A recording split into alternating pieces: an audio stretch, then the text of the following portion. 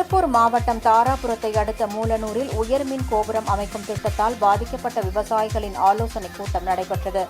தமிழக விவசாயிகள் பாதுகாப்பு சங்கத்தின் மாநில தலைவர் ரா. சண்முகசுந்தரம் தலைமையில் நடைபெற்ற இந்த கூட்டத்தில் கலந்து கொண்ட தமிழக விவசாயிகள் பாதுகாப்பு சங்கத்தின் நிறுவனர் ஈசன் முருகசாமி பாதிக்கப்பட்ட விவசாயிகள் எவ்வாறு செயல்பட வேண்டும் என்பது குறித்து ஆலோசனை வழங்கினார்.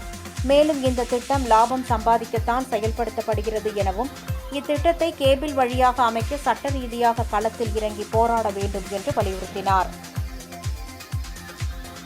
திருப்பூர் மாவட்டம் மூலனூர் சுற்றுவட்டார பகுதியான தூரம்பாடியிலிருந்து அஞ்சா கவுண்டன்பட்டி வரை ஜிண்டால் என்கிற ஒரு தனியார் கார்ப்பரேட் நிறுவனம் விவசாயிகளை மிரட்டி, அச்சுறுத்தி, ஏமாற்றி உயர்மின் கோபுரம் திட்டங்களை அமைத்து வருகிறது. உனக்கு 10 லட்ச ரூபா தான் கொடுப்பேன், 5 லட்ச ரூபா தான் கொடுப்பேன், நீ கையெழுத்து போட்டால் தான் உண்டு, இல்லாட்டி உன் நிலத்தில் நாங்களே காசு கொடுக்காமல் போட்டு போயிடுவோம், கலெக்டர் ஆர்டர் வாங்கிட்டோம், போலீஸை வச்சு போட்டுருவோன்னு சொல்லி விவசாயிகளை மிரட்டி, அச்சுறுத்தி இந்த பணிகளை செய்து வருகிறார்கள். அதனால் பாதிக்கப்பட்ட விவசாயிகள் மற்றும் தமிழக விவசாயிகள் பாதுகாப்பு சங்கத்தினுடைய ஆலோசனை கூட்டம் இன்று இங்கு கிளாங்குண்டில் நடைபெற்றிருக்கிறது.